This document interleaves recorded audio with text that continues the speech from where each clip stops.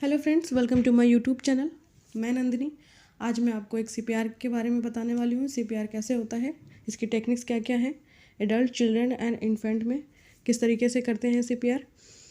तो क्लास शुरू करने से पहले मैं आपसे ये कहना चाहती हूँ, आप मेरे वीडियो को लाइक करें, सब्सक्राइब करें एंड कमेंट करें, मेरे चैनल को सपोर्ट करें, जिससे कि मैं आगे और भी आपको अच्छे अच्छे टॉपिक्स के बारे में एजुकेट कर सकूँ, अच्छी अच्छी चीज़ें मेडिकल लाइन से रिलेटेड आपको सारी चीज़ें अपडेट करूँ।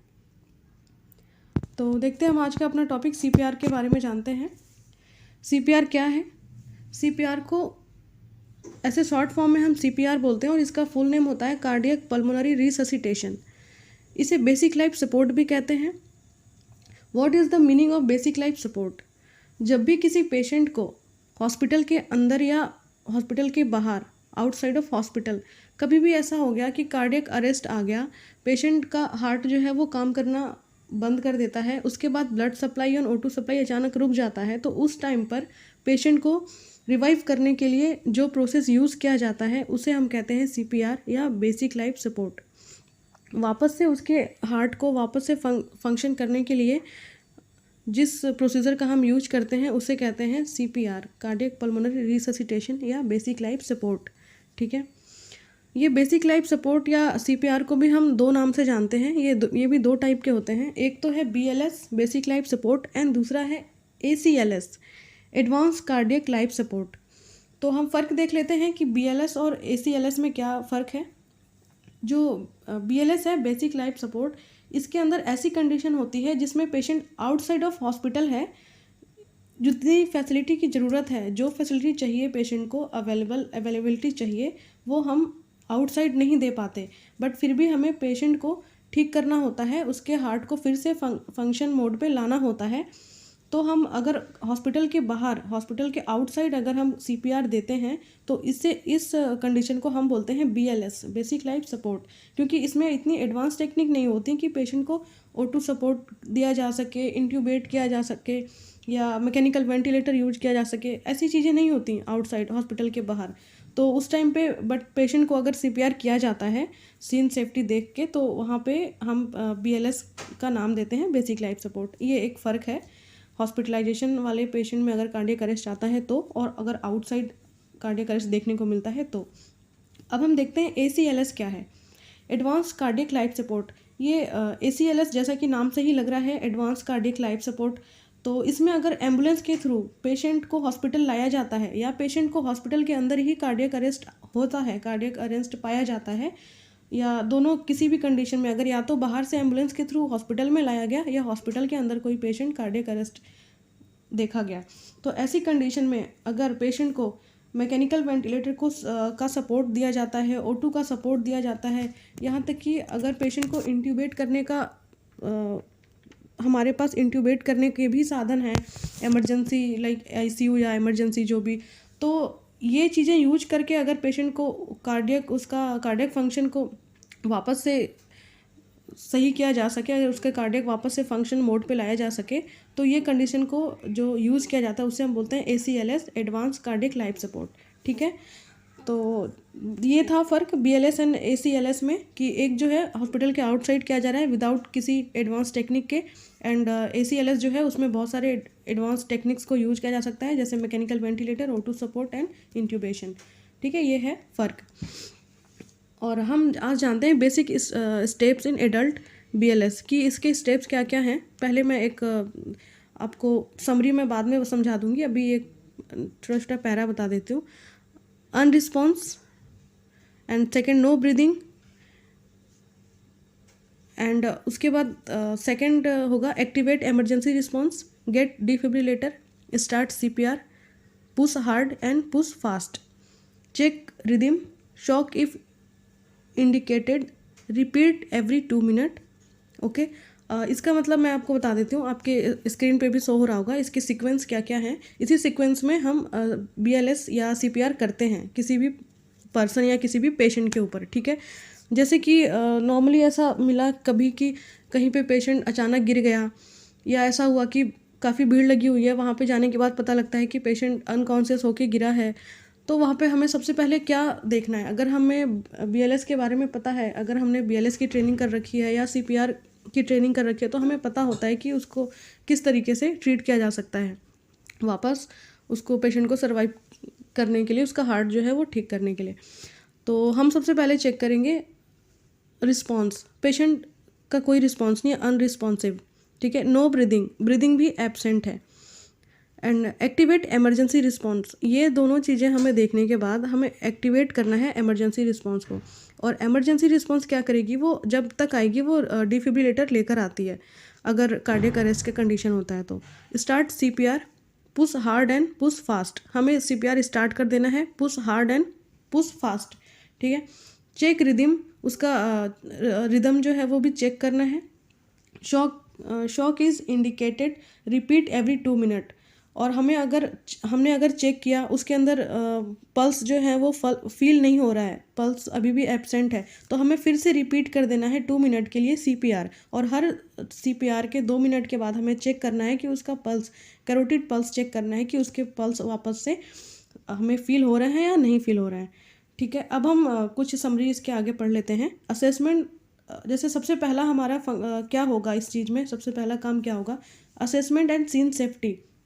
बिल्कुल ये चीज़ प्रायोरिटी में है, फर्स्ट प्रायोरिटी में होता है कि अगर कोई जैसे कहीं पे भी आउटसाइड, हॉस्पिटल के आउटसाइड अगर पेशेंट कहीं पे भी गिर गया है या ऐसे अनकॉन्शियस मिलता है तो हमें सबसे पहले सीन सेफ्टी देखना है। हमें सबसे स्टार्टिंग में उसे एक ऐसे जगह ले जाना है जहाँ पे आसपास सीन सेफ्टी है, जहाँ पे हम उसको आराम से बिना किसी प्रॉब्लम के खुद भी सेफ्टी से खुद की सेफ्टी भी देखनी है और पेशेंट की भी सेफ्टी देखनी है। ऐसे जगह पे पेशेंट को ले जाना है, सीन सेफ्टी देख के रोड साइड आउटसाइड जाना है। Ensure the safe place and check the victim for response. और हमें पेशेंट का चेक करना है कि कोई रिस्पॉन्स है कि नहीं। हम उसको हेलो या ऐसे कुछ भी, या उसको उसके कंधे को शेक करके भी हम देख सकते हैं कि पेशेंट रिस्पॉन्स कर रहा है कि नहीं कर रहा है। तो हमें रिस्पॉन्स नहीं मिला अगर, तो फिर हमें कैरोटिड पल्स भी चेक करना है कि उसके पल्स फील हो रहे हैं या नहीं, पल्स प्रेजेंट है या एब्सेंट है। अगर पल्स भी उसके एब्सेंट है और ब्रीदिंग भी एब्सेंट है, ब्रीदिंग भी देखना है उसके एब्डोमेन से एंड फील करना है उसके नोज़ के साइड अपना ईयर लगा के कि उसका ब्रीदिंग जो है वो प्रेजेंट है या एब्सेंट है। अगर ये तीनों चीज़ मिलती हैं, एक तो पेशेंट अनकॉन्शियस भी है, कोई रिस्पॉन्स नहीं दे रहा, पेशेंट का ब्रीदिंग भी एब्सेंट है और पल्स भी एब्सेंट है, तो वहाँ पे क्या करना है, हमें इमरजेंसी रिस्पॉन्स सिस्टम को एक्टिवेट करना है। और अगर हॉस्पिटल में है तो कोड ब्लू एक्टिवेट करते हैं। वो हर हॉस्पिटल का एक कोड होता है जिसपे कोड ब्लू अनाउंस करते हैं और वहाँ पे कार्डियक अरेस्ट की जो टीम होती है वो पहुँच जाती है और उसका ट्रीटमेंट स्टार्ट कर देती है, जैसे जो भी CPR वगैरह करना है। बट हम यहाँ आउटसाइड की बात कर रहे हैं, BLS की बात कर रहे हैं। तो हमें इमरजेंसी रिस्पॉन्स सिस्टम को एक्टिवेट करना है and get AED, automated external defibrillator. और वो क्या करता है, जो इमरजेंसी टीम होता है, इमरजेंसी सिस्टम जो बाहर का होता है, वो ऑटोमेटेड एक्सटर्नल डिफिब्रिलेटर लेके आ जाता है। और हमने कैरोटिड पल्स चेक कर लिया। और अगर कोई एडल्ट है, एडल्ट पर्सन की हम बात करें तो उसमें हम कैरोटिड आर्टरी चेक करते हैं। अगर हम चिल्ड्रेन में कार्डियक अरेस्ट हमें देखने को मिलता है तो हम ब्रेकियल आर्टरी, अगर ब्रेकियल आर्टरी वहाँ किसी ऑप्शन में हमारे नहीं है तो हम वहाँ पे फीमोरल पल्स चेक करते हैं, फीमोरल आर्टरी से फीमोरल पल्स चेक करते हैं, ठीक है। ये इन्फेंट और चिल्ड्रेन दोनों के लिए है, बट एडल्ट की बात करें तो कैरोटिड पल्स चेक करते हैं। No pulse feel 10 second CPR। अगर हमें पेशेंट का पल्स नहीं शो हुआ, उसका पल्स फील नहीं हुआ, ब्रीदिंग भी एब्सेंट है, तो हमें 10 सेकेंड के अंदर विदिन 10 सेकेंड हमें उसका CPR स्टार्ट करना है। कोई वहाँ लेट नहीं करना या टाइम वेस्ट नहीं करना, 10 सेकेंड के अंदर हमें CPR स्टार्ट कर देना है। अगर ये सारी कंडीशन हमें मिलती हैं तो breathing absent, pulse absent and unresponsive, ठीक है। और इसमें हमें कुछ ऐसी क्राइटेरिया हैं वो देख लेते हैं। चेस्ट कंप्रेशन, इसमें CAB सीक्वेंस जो हम यूज करते हैं ना, वो CAB करते हैं। C का क्या मतलब है, कंप्रेशन, A का क्या मतलब है, एयरवे, B का क्या मतलब है, ब्रीदिंग। ये 3 चीज़ के सीक्वेंस में ही हम BLS परफॉर्म करते हैं। कंप्रेशन कितना देंगे, कंप्रेशन हमेशा कंप्रेशन रखते हैं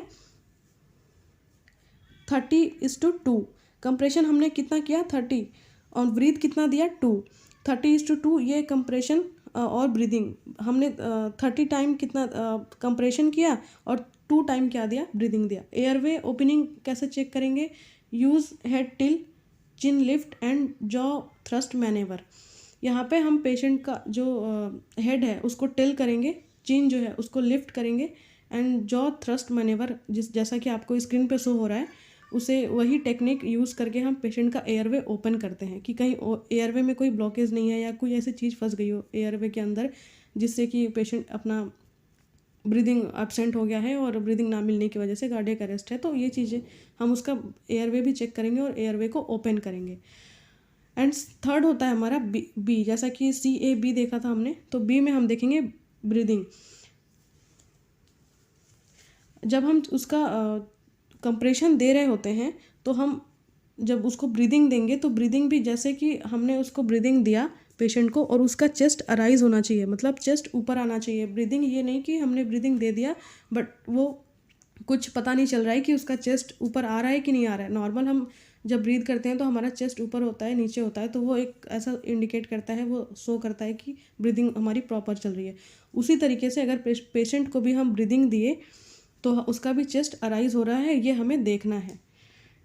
अब basic step in adult BLS, कुछ बेसिक स्टेप्स हम देख लेते हैं एडल्ट के अंदर कैसे BLS करते हैं, बेसिक लाइफ सपोर्ट।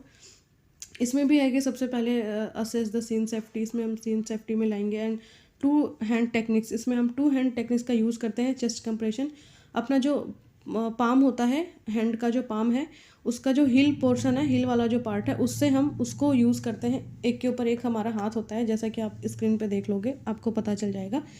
वो पोजीशन रखते हैं हाथ की और बिल्कुल स्ट्रेट रखते हैं और हम अपने शोल्डर के थ्रू, ना कि अपने एल्बो को ट्विस्ट करते हैं। एल्बो को ट्विस्ट नहीं करना होता है, हम अपने शोल्डर के थ्रू उसको CPR देते हैं। और मेनली ये भी हम इसमें पाम का हिल पार्ट जो है वो यूज़ करते हैं।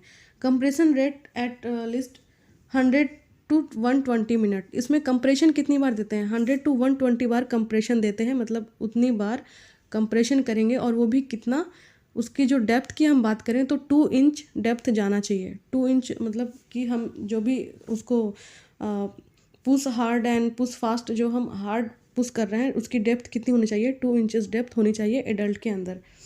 Check the pulse every 2 minute और 5 साइकिल, हमें ऐसा होता है कि जो हम CPR दे रहे हैं वो उसकी 5 साइकिल कंप्लीट होनी चाहिए 2 मिनट के अंदर। 2 मिनट होते होते हमारी 5 साइकिल पूरी होनी चाहिए। या तो 5 साइकिल पूरी होने के बाद हम उसका ब्रीदिंग चेक करेंगे, उसकी कैरोटिड पल्स जो है वो चेक करेंगे कि वो वापस पल्स जो है वो फिल हो रही है कि नहीं हो रही है, उसका हार्ट है काम कर रहा है कि नहीं कर रहा है। ओनली हमें सिर्फ उसको कंप्रेशन ही नहीं करते रहना है, उसका 5 साइकिल कंप्लीट होने के बाद उसका पल्स भी चेक करना है और ब्रीदिंग भी देने के बाद उसका खुद से देखना है कि ब्रीदिंग स्टार्ट हुआ या नहीं हुआ। और अब हम जानते हैं कि चिल्ड्रन में कैसे करते हैं बेसिक लाइफ सपोर्ट, BLS कैसे देते हैं चिल्ड्रन में। इसमें भी प्रायोरिटी के अकॉर्डिंग वही होगा कि assessment the scene safety and first priority, ये हमारी फर्स्ट प्रायोरिटी है। एंड एडल्ट CPR में हम पहले ऐसा देख रहे थे, एक माइनर सा डिफरेंट होता है चिल्ड्रन CPR और एडल्ट CPR में, कि एडल्ट CPR में हम क्या कर रहे थे, हम पहले इमरजेंसी टीम है उसको एक्टिवेट कर रहे थे, इमरजेंसी टीम को एक्टिवेट कर रहे थे, उनको मतलब उनके रिस्पॉन्स का वेट कर रहे थे। बट यहाँ पे क्या करना है, हमें पहले 2 मिनट CPR स्टार्ट कर देना है। चिल्ड्रन में हमें जब देखना है ये सारी कंडीशन कि उस पेशेंट जो बच्चा है, चिल्ड्रन है, वो अनकॉन्शियस भी है, उसके पल्स भी एब्सेंट है, ब्रीदिंग भी एब्सेंट है, तो वहाँ हमें 2 मिनट तक उसके CPR स्टार्ट कर देनी है। 2 मिनट के बाद हमें एक्टिवेट करना है code, emergency response emergency team को तब एक्टिवेट करना है जब हम 2 मिनट उसको CPR दे चुके हैं। तो ये एक डिफरेंट है, ये हम अपने किसी कंपटीशन एग्ज़ाम के लिए भी अगर याद रखें तो बेनिफिट है हमारे लिए। एडल्ट और चिल्ड्रन में ये माइनर सा डिफरेंट होता है। अगर हम कंप्रेशन की बात करें तो इसमें भी कंप्रेशन होता है 30:2। अगर सिंगल रेसिक्यू की बात करें तो 30:2, अगर 2 रेसिक्यू की बात करें तो 15:2। 15:2 होता है इनका compression and breathing. Compression ventilation ratio 15:2 होता है, ये 2 रेसिक्यू के लिए होता है। अगर सिंगल रेसिक्यू की बात करें तो 30:2। 2 हैंड या 1 हैंड टेक्निक भी यूज़ किया जा सकता है चेस्ट कंप्रेशन के लिए। चेस्ट कंप्रेशन की डेप्थ की बात करें तो एडल्ट में 2 इंचेस ले रहे थे 5 सेंटीमीटर, और रेट ले रहे थे 100 to 120 मिनट। तो ये सेम है, चिल्ड्रन में और एडल्ट में सेम है। चेस्ट कंप्रेशन रखना है, चेस्ट कंप्रेशन डेप्थ रखना है हमें 2 इंच, कंप्रेशन रेट रखना है 10 to 120 मिनट्स। और हम इन्फेंट की बात करते हैं बिलो 1 ईयर, जो 1 ईयर से छोटे बच्चे हैं इन्फेंट, उनके अंदर की बात करें तो इसमें भी सबसे फर्स्ट प्रायोरिटी जो रखना है असेसमेंट एंड सीन सेफ्टी। इसमें भी हमें उनको अच्छी जगह, सेफ जगह पे लेके जाना है। और कंप्रेशन वेंटिलेशन रेशियो 15:2।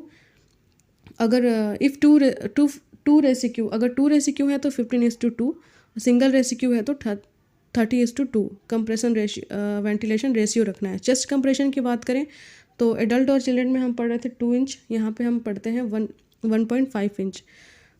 और कंप्रेशन रेट की बात करें तो 100 to 120 पर मिनट, इतने टाइम हम कंप्रेशन देते हैं, 100 to 120 मिनट। 2 फिंगर टेक्निक्स और 2 finger techniques for single rescue and 2 thumb techniques for 2 rescue. अगर हमारे पास एक सिंगल रेसिक्यू है तो हम उसको एक अपने हाथ में, मतलब जो हमारी बाकी फिंगर हैं उससे हम बेबी को होल्ड करते हैं, और 2 फिंगर जो हमारे ऊपर, उसके चेस्ट के ऊपर होता है, वहाँ पे अपने थंब के थ्रू हम उसको प्रेस करते हैं। मतलब वहाँ पे हम डेप्थ दे रहे हैं 1.5 इंचेस। तो इससे ये जो टेक्निक है ये 1 रेसिक्यू के लिए है। और अगर 2 रेसिक्यू है तो उसमें हम 2 थंब, ओनली थंब का यूज करते हैं CPR देने के लिए, BLS के लिए। For neonate compression ratio 3:1 and 90 compression पर मिनट, 90 + 30। 90 + 30 मतलब 90 कंप्रेशन देना है और 30 ब्रीथ देना है, ठीक है। और अब हम बात करते हैं high quality CPR। High quality CPR क्या होता है? हाई क्वालिटी CPR का मतलब ये है कि अगर हम start chest compression within 10 second of recognization of cardiac arrest. अगर हमें ये पता चलता है कि पेशेंट को कार्डियक अरेस्ट है, हम ये अच्छी तरीके से जान जा रहे हैं, तो उसके अगर 10 सेकेंड में हमने CPR स्टार्ट कर दिया तो ये बेस्ट है। And push hard and push fast. और हमने ये जो क्राइटेरिया इसमें है, अगर ये सारे क्राइटेरिया किसी भी पेशेंट या किसी पर्सन के लिए यूज होता है तो उसे हम नाम देते हैं हाई क्वालिटी CPR। जैसे कि विदिन 10 सेकेंड हमने उसका CPR स्टार्ट कर दिया, और CPR की टेक्निक भी हम अच्छे से यूज़ कर रहे हैं, like push hard and push fast. And rate compression should be 100 to 120 पर मिनट। डेप्थ की बात करें तो वो भी 2 इंच हम डेप्थ दे रहे हैं एडल्ट में, चिल्ड्रन में 1.5, इन्फेंट चिल्ड्रन में 2 इंच दे रहे हैं, इन्फेंट में 1.5 दे रहे हैं। और कंप्लीट चेस्ट रिकॉल, और हम उसका अच्छी तरीके से देख रहे हैं कि चेस्ट जो है वो रिकॉल हो रहा है या नहीं हो रहा है। And rotate compressor every 2 minute. और 2 मिनट पे जैसे एक अकेला अगर कोई रेसिक्यू है वो अगर दे रहा है CPR तो वो थक जाता है, तो उसके थकने के बाद जो उसकी जो वो डेप्थ दे रहा है या जो वो उसमें थोड़ा स्लो हो जाता है, फिर वो push hard and push fast नहीं हो जाता, उसमें थोड़ी कमी आ जाती है, वो थक जाएगा। तो उसको वापस से जितने स्टार्टिंग में वो जितने अच्छे से CPR किया वो लास्ट तक उतना अच्छे से CPR नहीं कर पाएगा। तो इसीलिए रोटेट कंप्रेसर एवरी 2 मिनट, मतलब कि जो भी रेसिक्यू है जो एक बार कर रहा है उसको भी चेंज होना बहुत ज़रूरी हो जाता है। अवॉइड एक्सेसिव वेंटिलेशन, मतलब कि हमें जितनी हमारे रेशियो के अकॉर्डिंग जितनी बनती है उसको ब्रीदिंग देने के लिए उतनी ही देनी है। पता लगा कि पेशेंट को बहुत ज़्यादा ब्रीदिंग देने लग गए और ये भी उसका एक्सेसिव वेंटिलेशन में काउंट हो गया, तो ये हाई क्वालिटी CPR नहीं आता। तो ये जो क्राइटेरिया मैंने बताया है, start chest compression within 10 second of recognize cardiac arrest, push hard and push fast, rate of compression should be 100 and 120 minute. Depth की बात करें तो at least 2 inches adult and children में, और इन्फेंट की बात करें तो 1.5। कंप्लीट चेस्ट रिकॉल हो रहा है, और rotate compressor every 2 minute, avoid excessive ventilation. ये सारी चीज़ें अगर ये सारी क्राइटेरिया इसमें यूज़ हो रही हैं तो इसका मतलब है कि हाई क्वालिटी CPR यूज़ किया गया, हाई क्वालिटी BLS यूज़ किया गया। तो ये था आज का टॉपिक, और मैं एक बार फिर से आपको सारी चीज़ें बता देती हूँ कि आज के टॉपिक में हमने क्या क्या पढ़ा है। CPR को हम कार्डियक पल्मोनरी रिससिटेशन बोलते हैं। इसका मीनिंग क्या है कि जब कोई पेशेंट या पर्सन अचानक उसका हार्ट काम करना बंद कर देता है, blood supply and O2 supply अचानक से रुक जाती है, पल्स फील नहीं होता, तो ऐसी कंडीशन में पेशेंट को वापस से उसका हार्ट फंक्शन करने के लिए जो प्रोसेस यूज़ किया जाता है उसे हम कहते हैं CPR या बेसिक लाइफ सपोर्ट। ये 2 टाइप के होते हैं, BLS एंड ACLS। BLS का मतलब होता है basic life support and ACLS का मतलब होता है एडवांस कार्डियक लाइफ सपोर्ट। और BLS का मतलब जैसे ये है कि पेशेंट क्या है, वो आउटसाइड कोई पर्सन गिरा, कार्डियक अरेस्ट आया और उसको विदाउट किसी एडवांस टेक्निक के हम अगर केवल उसे वापस से ठीक करने के लिए, वापस से ज़िंदा करने के लिए हम जो प्रोसेस कर रहे हैं आउटसाइड, नॉट इन हॉस्पिटल के बाहर जो प्रोसीजर यूज कर रहे हैं वो हो गया BLS। और एडवांस कार्डियक लाइफ सपोर्ट का मतलब है कि पेशेंट हॉस्पिटल के अंदर कार्डियक अरेस्ट हुआ या फिर एम्बुलेंस के थ्रू हॉस्पिटल के अंदर लाया गया और उसे सारी सुविधा दी गई है, O2 सपोर्ट भी दिया गया और मैकेनिकल वेंटिलेशन भी है और उसको इंट्यूबेट करने का सारा हमारे पास सिस्टम भी है। तो अगर इस तरीके से हम पेशेंट को वापस से सर्वाइव करा देते हैं तो इसका मतलब है कि वो एडवांस कार्डियक लाइफ सपोर्ट में काउंट करते हैं। ठीक है, और इसके क्या क्या क्राइटेरिया थे कि मतलब हमें पहले पेशेंट क्या है कि कोई रिस्पांस नहीं दे रहा, unresponsive and no breathing and no pulse, ये सारी चीज़ें नहीं है, वहाँ पे हमने फील कर लिया, देख लिया सब कुछ अपना। उसके बाद क्या किया, एक्टिवेट कर दिया इमरजेंसी रिस्पांस के लिए। वो इमरजेंसी रिस्पांस क्या करेगी, डिफिब्रिलेटर लेकर आ जाएगी, उसके आने तक हम यहाँ CPR स्टार्ट कर देंगे जिस टेक्निक को हमने आगे पढ़ाया है। और उसका रिदम भी हम चेक करते रहेंगे हर 2 मिनट के बाद कि पेशेंट रिकॉल हो रहा है, पेशेंट का हार्ट काम करना शुरू कर दिया। और इसमें हमने कुछ वो पढ़े थे, जैसे कुछ पॉइंट्स थे कि सबसे पहले हमें scene assessment and scene safety are first priority. If you are road side, first ensure a safe place, then check the victim for response, activate the emergency response system and get automated external defibrillator. ठीक है, और ये सारी चीज़ें देख लिया था हमने। और उसका CAB के थ्रू हमें इसी सीक्वेंस में हमें उसे BLS देना है। जैसे सर्कुलेशन या कंप्रेशन एक ही चीज़ है। एयरवे, हमें उसका एयरवे ओपन रखना है। ब्रीदिंग, हमें उसको ब्रीदिंग भी देना है कंप्रेशन के साथ साथ। और एडल्ट में और इन्फेंट एंड चिल्ड्रन, ये तीनों में हमने देख लिया था। एडल्ट का सेम था कि 100 से 120 पर मिनट हमें कंप्रेशन देना है और 30:2 हमें उसको कंप्रेशन और ब्रीदिंग देनी है। और उसके डेप्थ की बात करें तो 2 इंचेस डेप्थ रखना है। सेम ऐसा ही चिल्ड्रन में भी था, चिल्ड्रन में भी हमें डेप्थ 2 इंच रखना है और इसमें भी सीन सेफ्टी पहले देखनी है। अगर 1 रेसिक्यू है तो 30:2 रहेगा इसका कंप्रेशन वेंटिलेशन रेशियो, और अगर 2 रेसिक्यू है तो 15:2 होगा। इसमें हम 1 हैंड या 2 हैंड दोनों यूज़ कर सकते हैं, वो अकॉर्डिंग टू बेबी या चिल्ड्रन के साइज़ के अकॉर्डिंग। एंड इन्फेंट की बात करें तो इन्फेंट में भी सेम था कि assessment and scene safety. Compression की बात करें तो 15:2, इफ़ 2 रेसिक्यू, सिंगल रेसिक्यू में भी 30:2 था। चेस्ट कंप्रेशन डेप्थ की बात करें तो यहाँ पे 1.5 इंच इसका कंप्रेशन था। एंड रेट की बात करें, कंप्रेशन रेट तो 100 से 120 पर मिनट था। इसमें हम 2 फिंगर टेक्निक्स यूज कर सकते हैं अगर हमारे पास सिंगल रेसिक्यू है तो, और 2 थंब का यूज़ कर सकते हैं ओनली अगर हमारे पास 2 रेसिक्यू है तो। और हाई क्वालिटी CPR के बारे में भी हम बात कर लिए थे। तो ये था आज का टॉपिक। आई होप आपके लिए कुछ नॉलेजेबल होगा। तो आप मेरी वीडियो को लाइक करें, सपोर्ट करें और मुझे कमेंट के थ्रू ज़रूर बताएं कि ये वीडियो आपके लिए इम्पोर्टेंट रहा या नहीं रहा।